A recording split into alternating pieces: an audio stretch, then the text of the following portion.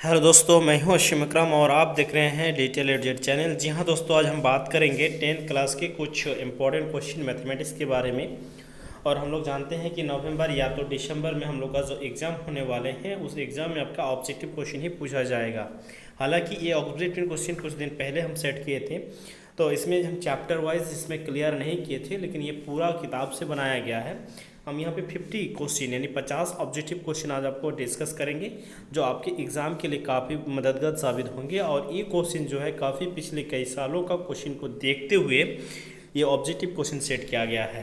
तो हम सबसे पहले ये बोलेंगे कि ये जो है आपका जो भी टीचर ट्यूशन टीचर है, ट्यूशन कराते हैं, बच्चों को कोचिंग देते हैं, उनके लिए काफ़ी ये मददगार साबित होगा कि क्वेश्चन का स्वरूप यानी क्वेश्चन जो है ऑब्जेक्टिव क्वेश्चन कैसे राइज किया जाए, क्वेश्चन कैसे बनाया जाए और उसका ऑब्जेक्टिव जो है वो कैसे होगा। तो ये अच्छा क्वेश्चन है। ये पीडीएफ फॉर्म में मेरे पास है, जिसको लेना है ले सकते हैं। तो यहाँ पे सबसे पहले हम बात करेंगे, यहाँ पे आप देख सकते हैं कि 92/115 का सरलतम रूप है। तो इनका सबसे लघु रूप कौन सा होगा, तो इसको काटना पड़ेगा। काट के आपको देखना होगा कि कौन सा सबसे लघु रूप यहाँ पे होगा। ठीक है, तो अब थोड़ा सा यहाँ पे हम इस वीडियो में क्योंकि 50 क्वेश्चन डिस्कस करेंगे, साथ ही साथ कुछ हम जो है शॉर्ट आंसर टाइप का भी क्वेश्चन डिस्कस करेंगे, तो इसलिए वीडियो लंबा होने वाला है, तो इसमें हम आंसर डिस्कस नहीं करेंगे। जो थोड़ा सा मेजर यानी बड़ा क्वेश्चन होगा जिसमें थोड़ा सा डील करना जरूरी होते हैं, उन सब क्वेश्चन में हम डील करेंगे। तो ये काफ़ी हल्का क्वेश्चन है और ये शॉर्ट क्वेश्चन है, तो बहुत ईजी तरीका से बन जाएगा। देखिए, दो परिमेय संख्याओं के बीच अधिकतम कितनी परिमेय संख्या हो सकते हैं, 1 या 2 या 3 या अनंत। तो किसी दो परिमेय संख्या के बीच ना किसी परिमेय संख्या के बीच आप मैक्सिमम जो है अनंत परिमेय संख्या निकाल सकते हैं। उसमें कोई लिमिट नहीं है कितना परिमेय संख्या होगा। ठीक है, तो यहाँ पे इन्फिनाइट यानी डी नंबर चला जाएगा। निम्नलिखित में से किसका दशमलव प्रतिशत शांत है। तो दशमलव प्रतिशत शांत के लिए हम जब लेक्चर वीडियो में बताए थे, तो उसमें बोले थे कि नीचे अगर एलसीएम लेने के बाद नीचे अगर आपका 5 और 2 आ जाता है, सिर्फ ओनली फॉर 5 और 2, ऊपर अगर मान के चलिए नीचे अगर 3 है और ऊपर भी 3 का ऐसा कोई गुणाज है, अगर 3 यहाँ पे कट जाएगा तो फिर नीचे 5 और 2 ही रहेगा। अगर नीचे 2 और 5 रहता है तो वैसे परिमेय संख्या को हम लोग शांत परिमेय संख्या बोलेंगे। ठीक है, बहुपद dx² plus by plus a के शून्यंक का गुणफल होगा। यहाँ पे जो दो शून्यंक है इनका गुणफल होगा। तो हम लोग जानते हैं कि ax² plus bx plus c होने पर शून्यंकों का गुणफल होता है, यानी दो शून्यंक होते हैं तो उसका गुणफल क्या होते हैं, अल्फा इंटू बीटा बराबर होता है c/a। तो c के जगह यहाँ पे a है और c के जगह पे c/a होता है। ठीक है, तो c/a का मतलब होता है c के जगह में a है और a की जगह में d है, तो a/d यानी d का आंसर जो है राइट आंसर जाएगा। तो अब यहाँ पे देखेंगे √18 का परिमेयकरण गुणांक है, यानी इसको परिमेयकरण करेंगे हम तो इसको गुणांक क्या निकालेगा। हाँ, तो परिमेयकरण अगर इसको करेंगे तो इसका गुणांक जो है इसको सबसे पहले आप इसको क्या कीजिए, 18 का जो है एलसीएम ले लीजिए। तो एलसीएम अगर हम लेंगे यहाँ पे तो 18 का एलसीएम में 9 और √2 आ जाएगा। ठीक है, 9 और √2, ये 9 का जो है 3√2 हो जाएगा। ठीक, तो इसका गुणांक जो परिमेय गुणांक है √2 है, 3 नहीं है। तो यहाँ पे आपका इजीली तरीका से यहाँ पे 2 आ जाएगा, √2। ठीक है, इसको आराम से आप देख सकते हैं। अब डिस्कस करेंगे सबसे छोटी अभाज्य संख्या। इनमें से सबसे छोटी अभाज्य संख्या कौन सा है। तो ये काफ़ी जो है थोड़ा सा बहुत सारे स्टूडेंट नहीं सकेंगे, ये बहुत इजी है। इसका आप कमेंट में लिखिएगा कि 6 का कौन सा आंसर होगा। ठीक है, हालांकि हम बहुत सारे स्टूडेंट को देखते हैं, वीडियो देखते हैं, लेकिन कमेंट में कुछ रिएक्शन नहीं डालते हैं। जैसे ये सब क्वेश्चनों का ऑब्जेक्टिव जो है कमेंट में आप डालते जाइए, तो उसमें क्या होगा, जो एक दूसरों को देखकर बहुत सारे स्टूडेंट सीखेंगे भी, बहुत सारे स्टूडेंट को पता नहीं होगा। तो आप मान के चलिए एक कमेंट में लिख दिए ये, तो फिर बाकी जो है और दूसरा स्टूडेंट उसमें फिर रिएक्ट करेगा कि हाँ ये सही है या गलत है, तो उसमें एक मज़ा भी लगेगा। ठीक है, देखते हैं हम 7 नंबर क्वेश्चन। यदि a बराबर bx प्लस r, जहाँ a और b दोनों क्या है धनात्मक पूर्णांक हो, या फिर pq भी इस्तेमाल कर सकते हैं, तो ये काफ़ी ये है इसका। तो हालांकि हम जब इससे पहले एक छोटा सा वीडियो डाले थे 3 सब्जेक्ट का मिला के कंबाइन करके, तो उसमें भी ये क्वेश्चन को हम डिस्कस किए थे। तो ये जो है आपका ये क्या है, भाज्य है, यानी भाज्य का अर्थ होता है जैसे हम मान के चलिए 11 को 2 से भागा लगाएंगे, तो 2 से भागा लगाएंगे तो 5 2 10 हो जाएगा। ठीक है, यहाँ पर नीचे बचा 1, तो यहाँ पे 11 बराबर क्या होता है, 5 × 2 होगा। ठीक है, 5 × 2, तो b क्या होते हैं, गुणांक मान के चलिए कि b उसका गुणांक है या जो भी है।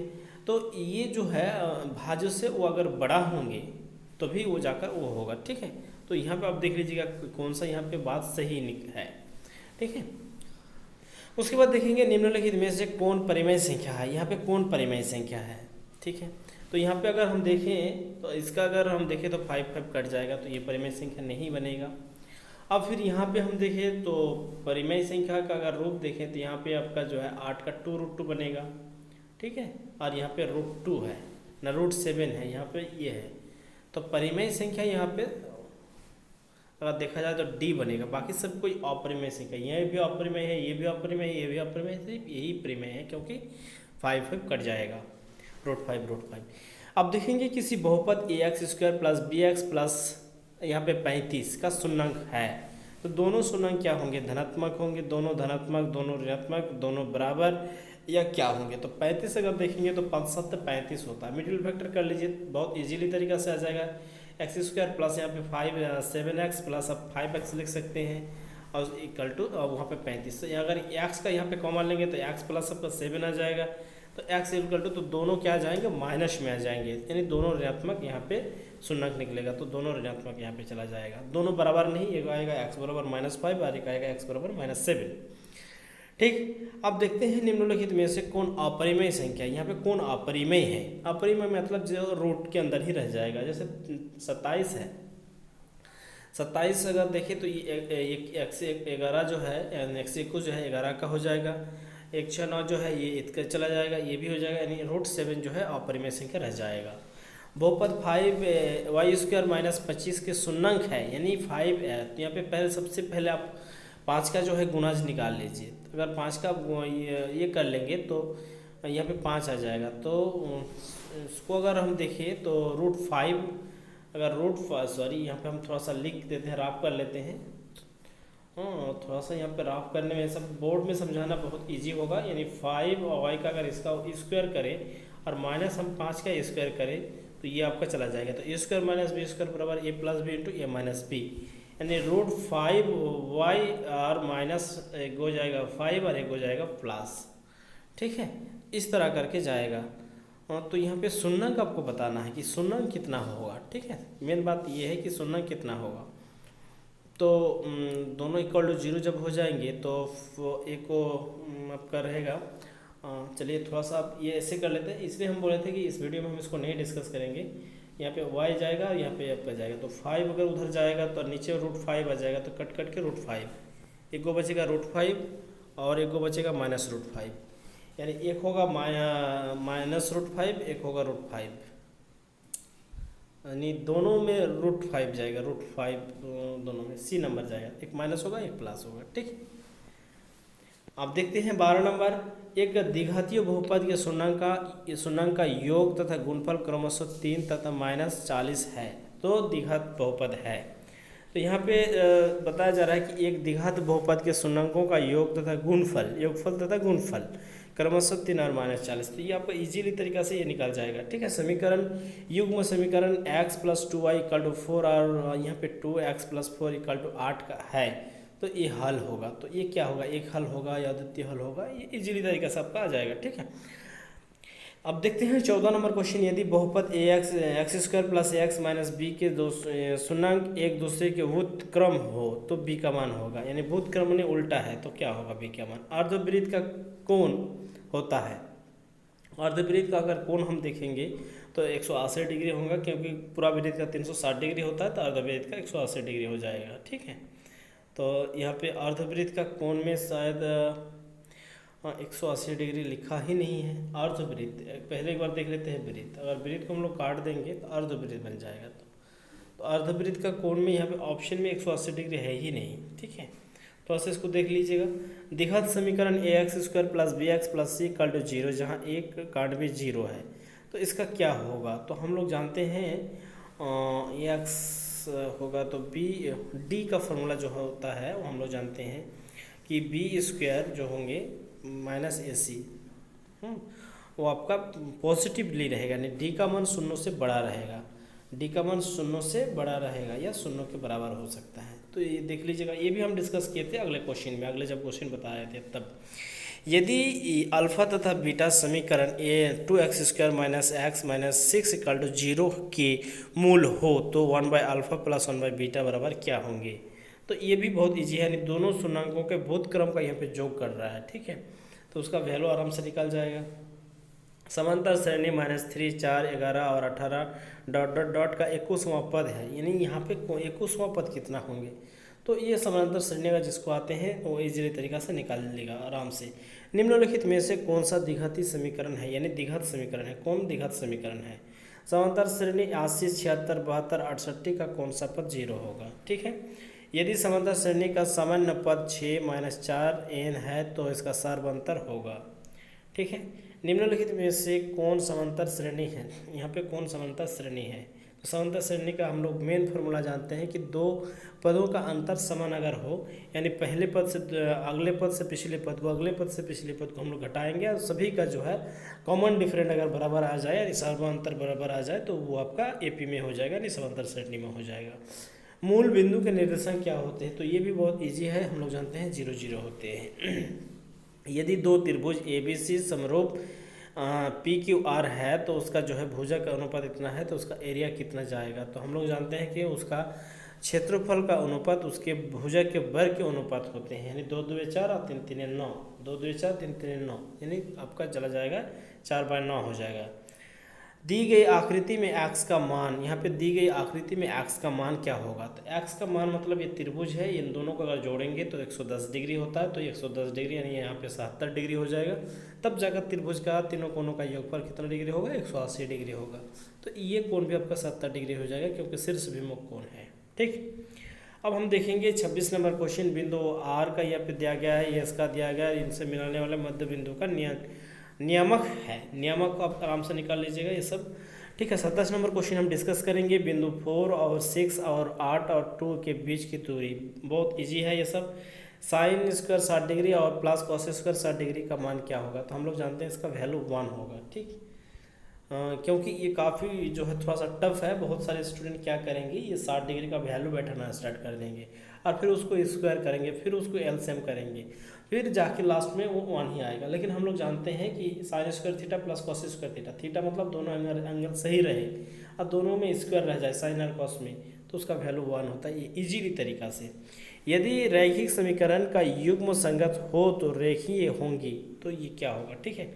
क्या बताया गया कि दोनों रेखीय समीकरण का अगर समीकरण युग्म संगत है तो क्या होंगे। संगत कब हो सकते हैं, तो संपाति में हो सकता है या प्रतिच्छेदी में हो सकता है या प्रतिच्छेदी या संपत्ति दोनों में हो सकता है, तो ये देख लीजिएगा, ठीक है।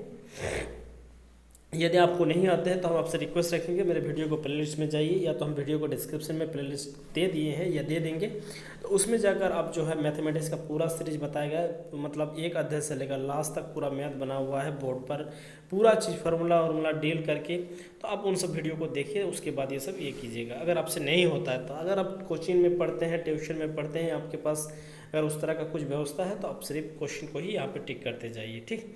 बिंदु -6 और -5/2 किस पद में स्थित है। तो यहाँ पे कौन सा पद में स्थित है, बिंदु दोनों बिंदु माइनस में है। तो दोनों बिंदु अगर माइनस में होता है तो हम लोग जानते हैं ये यदि मेरा ये है चतुर्थांश है तो ये आपका पहला होगा, या इसमें दोनों प्लस जाएगा, इसमें दोनों जो है सॉरी इसमें x का मान माइनस में जाएगा और y का मान प्लस में, यानी x का मान माइनस और y का मान प्लस में, ठीक। इसको थोड़ा सा और ये कर देते हैं, यहाँ पे प्लस जाएगा और यहाँ पे क्या होगा, x भी माइनस y भी माइनस, तो ये आपका तृतीय चला जाएगा, तृतीय चतुर्थांश में, ठीक।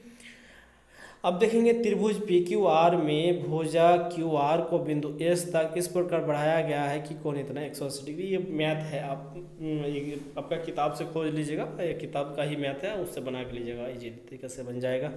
यदि किसी त्रिभुज के कोण का समद्विभाजक विपरीत भुजाओं को समद्विभाजित करता है, यानी कोई कोण को अगर समद्विभाजित करता है उसके विपरीत भुजा को भी समद्विभाजित करते हैं, तो वो कौन सा त्रिभुज होगा, समबाहु या समद्विबाहु। तो इसका मतलब होता है, हम आपको फिगर देकर दिखा दे रहे हैं, आप इसको थोड़ा सा ट्रिक के साथ कर लीजिएगा। अगर यहाँ पे हम समद्विभाजक खींचते हैं, यानी ये कोण को समान दो भागों में बांटते हैं, तो उसका जो है सामने वाला भुजा जो है समान भागों में बटेगा, तो ये कौन सा त्रिभुज होगा। सबसे पहले हम जानते हैं कि ये अगर कोण है मेरा और इस कोण का अगर सम्मुख भुजा ये है, ये कोण का सम्मुख भुजा ये है, तो अगर दोनों कोण समान होंगे तो ये भी बराबर होगा। लेकिन ये कौन सा त्रिभुज में संभव है? तो अगर मान के चले ये हम दो समद्विबाहु त्रिभुज ले लेते हैं। जैसे समद्विबाहु त्रिभुज अगर लेंगे तो मेरा अगर मान के चलिए दो कोण हम 60 डिग्री ले लिए, नहीं 50 डिग्री करके ले लिए, मान सकते हैं कि दो कोण हम अगर 50 डिग्री करके ले लिए तो बाकी तीसरा नंबर कोण कितना बच रहा है? 80 डिग्री का। तो 80 डिग्री के हिसाब से भी हो जाएगा। तो इस हिसाब से आप देख लीजिए कि कौन सा त्रिभुज यहाँ पे सही रहेगा। ठीक है, हम थोड़ा सा आपको हिंट बता दिए, आप थोड़ा सा दिमाग लगाइए। त्रिभुज ABC में DE समानांतर BC है तथा AD बाई BD है √2/3, तो यहाँ पे AE का मान क्या होगा? तो इजीली तरीका से सबसे पहले आप एक फिगर बना लीजिए, फिगर बना के इसको समानांतर खींच लीजिए, फिर AD आप यहाँ पे बैठाइए, जो यहाँ पे BC बताया गया तो यहाँ पे BC आपको देना होगा, ये आपका DE देना होगा।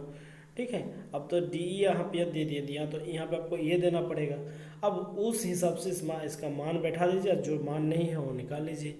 यानी 6 पॉइंट का ये मैथ है, इजीली तरीका से निकल जाएगा।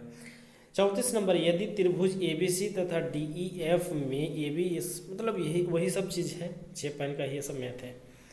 दी गई आकृति में PQ केंद्र वो यहाँ पे होना चाहिए था, यहाँ पे टाइपिंग में थोड़ा सा मिस्टेक है, यहाँ पे 0 लिखा गया है, 0 नहीं है, ये होगा। वो केंद्र वाली वृत्त की स्पर्श रेखा यदि इतना है तो ये भी मान आराम से निकाल जाएगा। यानी यहाँ पे आपको जो है OQ का मान दिया गया है, OQ का मान 3 दिया गया है और PQ का मान कितना दिया गया है? 4 सेंटीमीटर, यानी PQ तो यहाँ पे 4 सेंटीमीटर। तो आपको OP निकालना है, यानी ये निकालना है। तो हम लोग जानते हैं कि यहाँ पे 90 डिग्री का कोण होता है, तो ये आपका लंब हो गया। तो लंब मतलब क्या होता है? OP का स्क्वायर, यानी OP बराबर अगर खींचे तो √ लंब स्क्वायर जो आधार स्क्वायर हो जाएगा, यानी 3 का स्क्वायर करेंगे तो 9 हो जाएगा, 4 का स्क्वायर करेंगे तो 16 होगा, अगर दोनों को जोड़ेंगे 25 का अगर वर्गमूल करेंगे तो 5 सेंटीमीटर, यानी C चला जाएगा राइट आंसर। ठीक है, अगला हम देखते हैं एक्स अक्ष से बिंदु P यानी 8 और 12 की दूरी है, तो क्या होगा? ये भी बहुत ईजी है। वृत्त के किसी बिंदु पर खींची गई स्पर्श रेखा और उस बिंदु से जाने वाली त्रिज्या के बीच का कोण होता है, कितना डिग्री का कोण होता है? यहाँ पे देखिए, हम पहले जो मैथ बनाए उसमें भी यही चीज़ बताए। यहाँ पे बताया जा रहा है, देखिए किसी वृत्त के किसी बिंदु पर खींची गई रेखा, वृत्त के कोई एक बिंदु है वहाँ पे एक स्पर्श रेखा खींचा जाए और वो जो रेखा है वो अगर त्रिज्या से जाते हैं तो इसके बीच कितना 90 डिग्री का कोण बनेगा, यानी C नंबर इसका राइट आंसर जाएगा।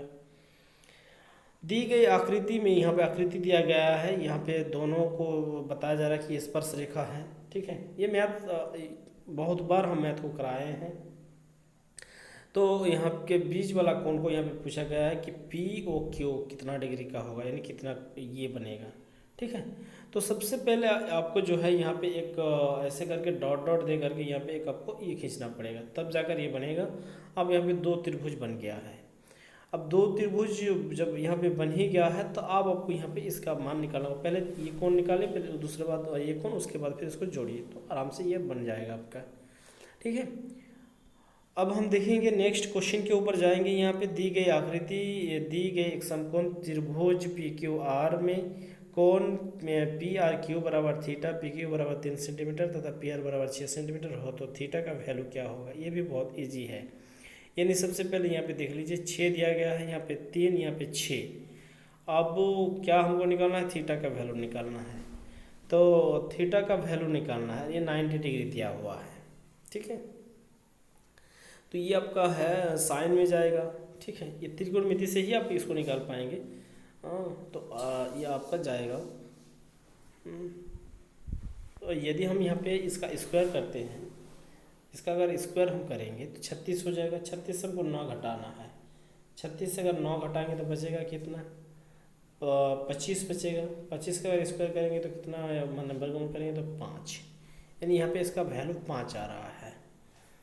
तो इसका मतलब हो रहा है कि यहाँ पे यदि हम साइन को लगा दें कि लंब बाई कर्ण, तो उस हिसाब से इजीली थीटा का वैल्यू निकाल पाएंगे आप। ठीक है, 10A बराबर 3/4 हो तो cos A का मान क्या होगा? तो 10 से आपको लंब बाई कर्ण ये सब निकाल लेना होगा, उसके बाद जो भी आपका बचेगा उसको निकाल लीजिए और cos का ये निकल जाएगा। cot 44 डिग्री और बाय 10 46 डिग्री, तो बराबर कितना होगा? तो इसको काट काट के 1 ही आएगा। तो देख लेते हैं, अगर 90 डिग्री से हम कितना इसको घटाएं कि 90 डिग्री से हम कितना घटा के 44 मेरा बचेगा, तो हमको 46 घटाना पड़ेगा। तो दोनों सेम सेम हो जाएगा, कट जाएगा, तब आपको 1 बच जाएगा।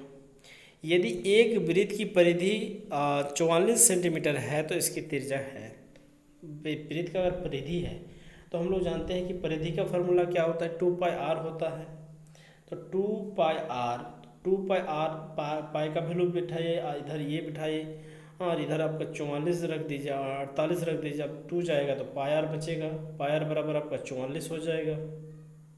ये पाई का वैल्यू से हटाइए, पाई का वैल्यू देकर इसका मान जो है कल कैंसिल कीजिए, आर का वैल्यू निकाल जाएगा इजीली तरीका से।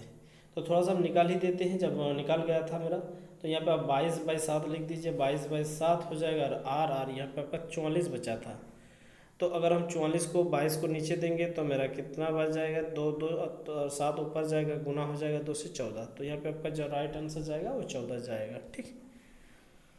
यदि त्रिभुज पी क्यू आर में आर पर कोण है, आर समकोण है, तो साइन पी जो क्यू का मान होगा, एक त्रिभुज है और उस त्रिभुज में आर कोण समकोण है, तो पी क्यू का अगर जोड़ेंगे तो कितना होगा इसका मान, यही यहाँ पे दिया गया है।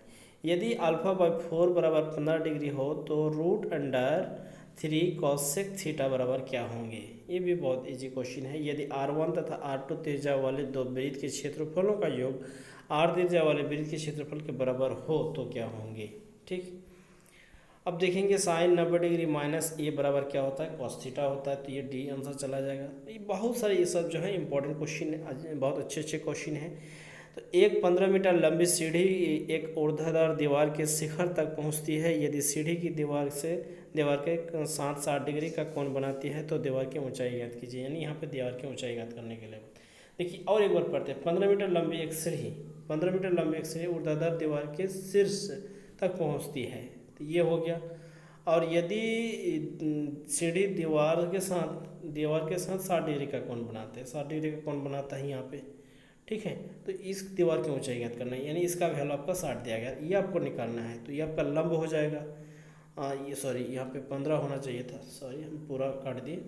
ठीक, यहाँ पे 60 डिग्री का एंगल बन रहा है और इसका वैल्यू आपको 15 दिया गया है और ये निकालना है। तो आपको साइन निकालना होगा, यानी साइन थीटा बराबर करेंगे तो लंब बाई कर्ण हो जाएगा। कर्ण का मान 15 है, साइन थीटा का वैल्यू पुट करेंगे, इजीली निकाल जाएगा। 49 नंबर क्वेश्चन जो यहाँ पे हम देखेंगे, कॉट 1 डिग्री और कॉट 90 डिग्री का मान होता है। तो इसमें हमको कोई एक को जो है यहाँ पे 10 में करना होगा। ठीक है, तो सबसे पहले हम इसी को कर लेते हैं। कॉट 90 डिग्री, कॉट 1 डिग्री को हम अगर ये करें तो कॉट मेरा 90 डिग्री माइनस हम क्या करेंगे, वो 90 डिग्री हो जाएगा। तो कॉट से मेरा क्या आ जाएगा, 10 थीटा आ जाएगा, यानी 10 90 डिग्री मेरा हो जाएगा।